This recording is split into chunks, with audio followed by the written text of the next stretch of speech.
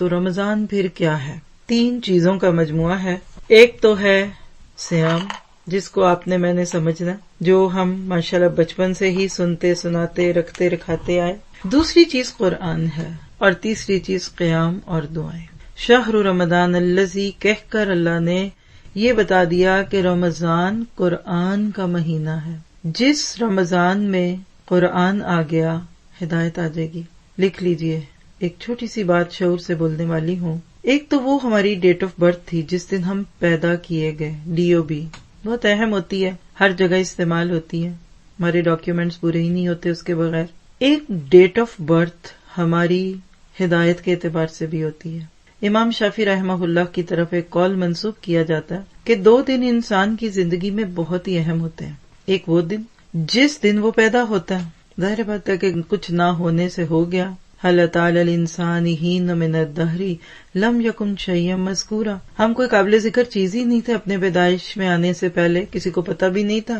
پھر بچہ دنیا میں آتا ہے تو اس کے ساتھ ساتھ پھر سب کچھ ہونے لگتا ہے. تو دن پیدائش کا اہم ہے، لیکن کہتے ہیں کہ ایک دوسرا دن بھی انسان کے لیے بڑا ہی اہم ہے، اور یہ وہ دن ہے جس دن اس کو یہ پتہ چلتا ہے کہ میں کیوں پیدا کیا گیا. اور یہ آپ کو پتہ چلتا ہے جب ماشاءاللہ اس وقت بھی جس طرح سے آپ بیٹھے ہوئے ہیں، مصحف سامنے کھلتا ہے، بسم اللہ الرحمن الرحیم الحمدللہ رب العالمین سے شروع کرتے ہیں اور انشاءاللہ پھر سورۃ ناس پہ پورا کرتے ہیں. تو لکھیے گا، یہ رمضان شاید آپ کی نیو ڈیٹ آف برتھ ہو.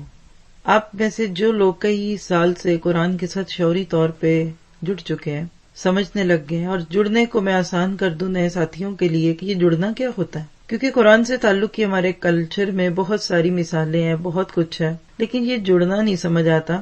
تو جڑنے سے مراد یہ ہے کہ جب آپ قرآن پڑھتے ہیں تو اس کو سمجھتے ہیں بغیر ترجمے کے، اردو ترجموں اور انگلش ترجموں کے بغیر، صرف مصحف میں سے عربک قرآن کھولتے ہیں اور آپ کی آنکھیں آنسوں سے روتی ہیں، اور اس کی طلب اور اس کی کہہ لیجئے کہ خواہش پیدا ہوتی ہے دور قرآن سے. تو لکھ لیجئے، آپ میں ماشاءاللہ جتنے بھی ساتھی اس وقت سن رہے ہیں اور جو بعد میں بھی سنیں گے، سب کے لیے یہ پیغام ہے. آج کی ڈیٹ لکھ لیجئے، آج ہمارا ویلکم ہے، کل ہمارا پہلا پارہ ہے. لکھ لیجئے اس بات کو ابھی سے کہ جس دن سورۃ فاتحہ ہوگی، اور میری اس وقت مراد ان سب ساتھیوں سے بھی ہے جن کو آج تک موقع نہیں ملا دورہ قرآن سننے کا، ان سب سے بھی ہے کہ شہر رمضان الذی انزل فیہ القرآن. اگر آج آپ نیت کر لیں، اس رمضان میں یہ 3 کام ضرور کرنے ہیں. روزے تو رکھنے ہی ہیں انشاءاللہ تعالی، اس میں تو کسی کو کوئی شک نہیں ہے. قیام اور دعائیں بھی ہم کرتے ہیں رات میں تراویح کی صورت میں، اور دعائیں تو سارا دن مانگ سکتے ہیں، لیکن اس سال میں نے اس کو شہر القرآن بنانا ہے. بولیے انشاءاللہ، کیونکہ قرآن پاک آپ کی زندگی میں اس کی طلب لائے گا. تو چلیے نیکسٹ پہ، کیوں پڑھیں قرآن؟ شہر رمضان الذی انزل فیہ القرآن کیوں کہا اللہ نے؟ اتنی عزت دے دی قرآن کو. دیکھیں نا، ہمارے اندازے کے مطابق اگر یہ آیت ہوتی تو کیسے ہوتی؟ شہر رمضان الذی تصوم، رمضان کا مہینہ وہ ہے جس میں تم روزے رکھو گے یا رکھو. اللہ سبحانہ تعالیٰ کیا کہہ رہے ہیں کہ شہر رمضان الذی انزل فیہ القرآن. تو یقیناً پھر ہمیں معلوم ہونا چاہیے کہ قرآن کی کوئی خاص فضیلت ہے. دا سگنیفیکینس آف قرآن. کیوں پڑھوں، اتنا وقت کیوں لگاؤں؟ میں اس کی جگہ نفل پڑھ لوں. جی نفل بھی پڑھیے، سب کچھ کیجیے، پر قرآن کو سمجھے بغیر نہیں. دیکھیے، آپ جس پلیٹ فارم سے یہ چیز سن رہے ہیں نا، اس کا تو نام ہی نور القرآن ہے. اور اگر منہج اور میتھڈالوجی آپ کو پتہ چلے، کیونکہ بہت سارے نئے لوگ سنیں گے تو وہ سوچ سکتے ہیں کہ ہم کون، کس گروہ، کس فرقے سے. کسی گروہ سے نہیں، کسی فرقے سے نہیں، تعصبات سے اوپر اٹھ کر صرف اللہ اور اس کے رسول کی بات پہنچانے والا یہ پلیٹ فارم ہے. قرآن ہر گھر میں، ہر دل میں. قرآن کے نور سے گھروں کو منور کر دو، قرآن کے نور سے دلوں کو منور کر دو، نسلوں کو پاک کر دو، نظروں کو پاک کر دو. تو قرآن ہی تو وہ کرائیٹیرین ہے. اس دنیا میں قرآن واحد چیز ہے جو غیر مخلوق ہے. ہم سب مخلوق ہیں، وی آر کریشنز. اور قرآن کیا ہے؟ بل ہوا کلام اللہ. تو قرآن پاک کی کچھ فضیلتیں لے لیتے ہیں تاکہ ہمارا دل مچلنے لگے کل سے پہلا پارہ سننے کو. تو سب سے پہلی بات ہے کہ قرآن اللہ کا محفوظ کلام ہے. اِنَّا نَحْنُ نَزَّلْنَا الذِّكْرَ وَإِنَّا لَهُ لَحَافِظُونَ. اللہ تعالیٰ سورہ ہجر میں فرماتے ہیں، بے شک ہم نے ہی اس قرآن کو نازل کیا اور ہم اس کی حفاظت کریں گے. ایک جملہ لکھیے گا تو بات واضح ہو جائے گی. پچھلی کتابیں بھی اللہ کی طرف سے تھیں، وہ بھی مکمل تھی اپنے دور کے تقاضوں کے مطابق، لیکن ان کی حفاظت کا وعدہ اللہ نے نہیں کیا. ہوا کیا کہ وقت کے ساتھ ساتھ جب لوگوں نے ان کتابوں پہ عمل چھوڑا اور کتاب کو کاپی بنا لیا، یہ بھی ایک جم ہے، جب بک کو ایکسرسائز بک بنا لیا جائے تو وہ بک نہیں رہتی. اور قرآن اس کے بارے میں بہت کہتا ہے، یکتبون الکتاب بایدیہم، کتاب کو اپنے ہاتھوں سے لکھتے ہیں اور پھر کہتے ہیں ھذا من عند اللہ.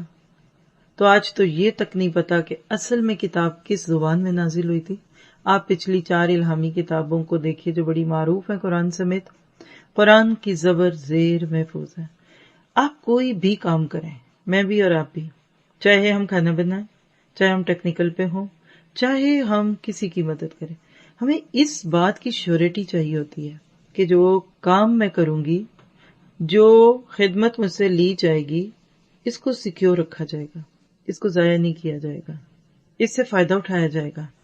قرآن اللہ کا محفوظ کلام ہے. اس بات سے پھر آپ کا میرا دل ٹھک گیا، میرا تو ٹھک گیا اللہ کے حکم سے، اور آج نہیں کئی سال سے ٹھکا ہوا، اور اللہ آپ کا بھی ٹھکا دے کہ سب سے زیادہ ورتھ اٹ میرا ٹائم، میری انرجی، میری سکلز، میرا مال اس قرآن کی خدمت کرنا ہے. ہم سب قرآن کے خادم ہیں، خادمات القرآن کہہ دیجئے خواتین کو، اور بردرز ہیں تو وہ خادم قرآن بن جائیں. محنت محفوظ ہو جائے گی، آپ کی زندگی کو رنگ لگ جائیں گے. اس کے علاوہ جو کچھ بھی ہم کرتے ہیں، بہت کچھ کرتے ہیں اللہ کی رحمت سے، ڈفرینٹ پلیٹ فارمز پہ ڈفرینٹ سٹائل سے نیکیوں کے کام کرنے والے بے شمار لوگ ہیں، لیکن سچ پوچھئے تو اس قرآن پہ وقت لگانے والے سب سے محفوظ لوگ ہیں. چلیے ایک اور وجہ لیتے ہیں اس قرآن کو پڑھنے کی، کہ یہ کتاب ہدایت بھی ہے، اور اس کو اللہ نے نور بھی کہا، اور ذکر اور ذکرہ بھی کہا. The book of guidance and enlightenment, ذالک الکتاب لا ریب فیہ ھدی للمتقین. یہ کتاب ہدایت کیسے ہے؟ یہ روڈ میپ ہے، یہ آپ کا میرا نیویگیٹر ہے. زندگی کیسے گزارو، جنت میں کون سا راستہ جاتا ہے، کدھر سے ری ٹریک ہو گئے تو جنت کی بجائے جہنم میں جاؤ گے. آپ کسی کو کوئی مشین دیں لیکن اس کے ساتھ بکلٹ نہ دیں ہاؤ ٹو یوز کی، تو کتنے خطرے ہیں. ہو سکتا ہے اس کو پانی سے دھو دے اور اس کو پانی نہیں لگانا، ہو سکتا ہے 220 کی جگہ 420 کے وولٹیج میں ڈال دے. کتنے حادثے ہوں گے اس وقت.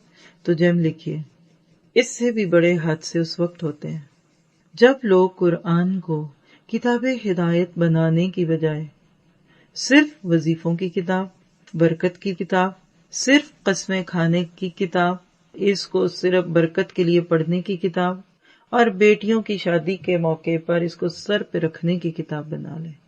تو آج ہم نے اس قرآن کو سب کچھ بنایا. دیکھیے اس میں بھی کچھ بینیفٹس اچھے ہوں گے، لیکن لفظ صرف آپ کو بتا رہا ہے ناٹ اونلی دس. میں اس کو ایسے سمجھتی ہوں جیسے کسی کو توپ ملے اور وہ اسے مکھیاں مارنے لگے. کیا یہ قرآن صرف اس لیے آیا تھا کہ ہم اس کو عرسوں پہ پڑھیں اور اس کو طاقوں میں سجائیں؟ نہیں، آج کے دور کا تقاضا قرآن کو کتاب ہدایت بنا دیں. یہ آپ کو جینا مرنا سکھائے گی، آپ کو زندگی گزارنے کا طریقہ سکھائے گی، یہ آپ کو بچوں کی تربیت کرنا سکھائے گی. بلکہ حضرت عمر فرماتے تھے اپنے بچوں کو قرآن سکھا دو، قرآن انہیں سب کچھ سکھا دے گا. تو انشاءاللہ ہم نے نیت کرنی ہے کہ اب ہم جس لیول پہ ہیں، اگر پہلے سے تھے تو بسم اللہ، اب تو اور پختگی آئے گی انشاءاللہ. میں ایک سوال کرتی ہوں، آپ بھی خود سے کیجیے، کیا آپ پورے قرآن کو شروع سے آخر تک کبھی پڑھ چکے ہیں، سمجھ چکے ہیں؟ اس کا جواب خود کو دیجیے، کسی کو کسی سے کچھ بھی لینا دینا نہیں. آپ کو مجھے خود کو جواب دینا ہے. اتنی زندگی جو گزری، اور اس پہ اپنی موجودہ عمر کو لیجیے. اگر آپ 30s میں ہیں تو پچھلے 10 شروع کے نکال دیجیے. ٹھیک ہے، بھول پنے کی عمر تھی، ابھی شعور ہی نہیں تھا. 10 سال سے اوپر اپنی زندگی کو لائیے اور پھر خود سے پوچھئے کیا میں پورے قرآن کو پڑھ چکی ہوں؟ ہاں، آپ کہیں گے ایک تو پڑھا تھا، وہ مولوی صاحب کے ساتھ جو گھر میں آتے تھے یا مسجد میں جاتے تھے اور ہم قرآن پڑھتے تھے. پہلے ہماری رسم بسم اللہ ہوئی اور اس کے بعد پھر ہماری آمین ہو گئی، اور بعض کی تو ایسی آمین ہوئی کہ اس کے بعد پھر کبھی دوبارہ پورا پڑھنے کا موقع ہی نہ ملا. تو اس قرآن کو اگر آپ نے میں نے سمجھنے کے لیے وقت نہیں دیا، اس پہ محنت نہیں کی، تو الحمدللہ اللہ تعالیٰ آپ سے اور مجھ سے مایوس نہیں ہے. ایک اور موقع آ رہا ہے. مواقع تو آئیں گے، اب آپ اور میں اس کے ساتھ کیا کرتے ہیں، یہ چیز آپ کا میرا مستقبل یا سنوارے گی یا بگاڑے گی. زندگی میں اللہ تعالیٰ کامیابیوں کے بہت سارے مواقع دیتا ہے، تو انہیں سے ایک موقع کیا ہے کہ یہ کتاب ہمارے لیے کتاب ہدایت بنے. اور اس پہ میرے ذہن میں بھی آیا کہ ایک لیکچر ہے قرآن کتاب ہدایت، تو آپ اس کو پہلی فرصت میں سن لیجئے تھوڑا تھوڑا کر کے. تو انشاءاللہ رمضان میں داخل ہونے سے پہلے اس پہ دل ضرور جمے گا کہ قرآن کتاب ہدایت کیسے بنتا ہے. پھر اگلی دیکھیں چیز نور اور ذکر. نور کیا ہے؟ روشنی، بلب، ٹیوب لائٹ. اندھیرے میں سانپ اور رسی کا فرق نہیں معلوم ہوتا. آپ کسی چیز کو بہت نرم سی رسی سمجھ کے اس سے کھیل رہے ہیں اندھیرے میں، اور ایک دم کوئی بلب جلا دے، چیخیں نکل جائیں گی کہ وہ تو رسی نہیں، وہ تو سانپ ہے. ہم اپنی زندگی میں گناہوں کی رسیاں تھامے ہوتے ہیں، اور اتنے میں کوئی آ کے قرآن کا نور جگا دیتا ہے، کتاب سے جوڑنے کی کوشش کرتا ہے، آپ کو کہتا ہے ایک دفعہ سن لو. ہو سکتا ہے آج بھی آپ میں سے کچھ لوگ کسی کے کہنے پہ آئیں. بہت سارے لوگ جن کو خود سمجھ آ جاتا ہے نا کہ قرآن ہے کیا، پھر وہ دوسروں کو کہتا ہے ایک بار سن لو. یہ قرآن کی روشنی زندگی میں آئے گی، اس کے بعد پھر آپ کدھر جائیں کہاں جائیں اللہ تعالیٰ آپ کے لیے راستے بنائے گا. تو یہ کتاب آپ کو اچھے برے کا فرق بتاتی ہے، کیونکہ آپ کے میرے لیے بہت ضروری ہے کہ ہم اندھیروں سے نکلیں. دنیا میں کوئی اندھیرے کو پسند نہیں کرتا. اندھیرا مایوسی کی اور ڈس اپوائنٹمنٹ کی اور ڈپریشن کی علامت ہے. ناروے میں بہت سارے لوگ سردیوں میں ڈپریشن میں چلے جاتے ہیں کیونکہ سورج نہیں دکھتا، اور اس طرح نہیں دکھتا جیسے انسان کی ضرورت ہے. تو لہٰذا اندھیرے اور ذکر. ذکر کیا ہے؟ یاد. قرآن کو پڑھتے ہوئے اللہ کی یاد آتی ہے، اللہ کے ساتھ تعلق جڑتا ہے بندے کا. تو جتنا زیادہ قرآن پڑھیں گے رب یاد رہے گا. ہمیں تو نماز میں بھی رب یاد نہیں آتا، حالانکہ کہ الصلاۃ لذکری، نماز ادا کرو میری یاد کے لیے. تو کیا پتہ چلا کہ قرآن اس لیے پڑھنا ہے کہ ہمیں رب یاد رہے، رب کے ساتھ یہ معاملہ ہو. پھر اگلی اس کی خوبی دیکھیے کہ یہ بابرکت اور معزز کتاب ہے. برکت کیا ہوتی ہے؟ تھوڑے میں زیادہ ہونا. چیز تھوڑی تھی، آپ اکثر نہیں کہتے آج کھانے میں بہت برکت پڑی، آپ نے تو صرف اپنے گھر والوں کے لیے بنایا اور عین وقت پہ مہمان آ گئے. تو یہ کیسے ہو سکتا ہے کہ پھر آپ مہمان کو چھوڑ کر خود کھانے لگے، اور بعد میں آپ کیا کہتے ہیں؟ اللہ اکبر، ایسی برکت پڑی کہ سب کھا گئے اور ماشاءاللہ کھانا بھی پورا رہا. یہ آپ کے اور میرے ساتھ ہوگا. چند جملے بول دیتی ہوں برکت پہ. جیسے مال دینے سے باقی مال میں برکت پڑ جاتی ہے، اسی طرح وقت اس کتاب کو دینے سے، اللہ کو دینے سے وقت میں برکت پڑتی ہے. آپ جوانی دینا شروع کریں، یعنی جوانی میں اس کتاب کی خدمت شروع کر دیں، آپ دیکھیں گے کہ جوانی میں برکت آئے گی. آپ بوڑھے ہی نہیں ہوں گے. لوگ کہیں گے اچھا ہم تو سمجھتے تھے آپ بوڑھے ہیں، کیونکہ اکثر دین کا کام بوڑھے ہی لوگ کرتے ہیں. اور اسی طرح سے آپ کی زندگی میں برکت، آپ کے سکون میں برکت، آپ کی خوشیوں میں برکت، محبتوں میں برکت، اور وہ کچھ ملے گا جس کو آپ نے کبھی سوچا بھی نہیں ہے، آپ کو کبھی اس کا خیال تک نہ گزرا. یہ قرآن آپ کی زندگی اتنی بابرکت کر دے گا. اور پھر معزز کتاب ہے. اور یہ کتاب معزز کیسے ہے؟ خود بھی عزت والی ہے، اور جو اس کو تھامتا ہے اس کو بھی باعزت کرتی ہے. کیا تھے؟ ابو بکر اور صدیق بن گئے، عمر فاروق بن گئے، عثمان رضی اللہ عنہ کو غنی کر دیا، اور اسی طرح علی کیا بن گئے. یہ کتاب آپ کی زندگی میں عزت لے آتی ہے. ان اللہ یرفع بہذا الکتاب ویضع بہ آخرین. تو اس کتاب کے ساتھ تعلق جوڑیں گے تو آپ کو عزت کا اصل مفہوم سمجھ آئے گا. پھر اسی طرح سے فصیح و بلیغ ہے. فصحت کہتے ہیں کسی بھی چیز کو بہت ان ڈیپتھ بیان کرنا، اور بلیغ پہنچ جانے والی، یعنی دل میں اترنے والی کتاب ہے.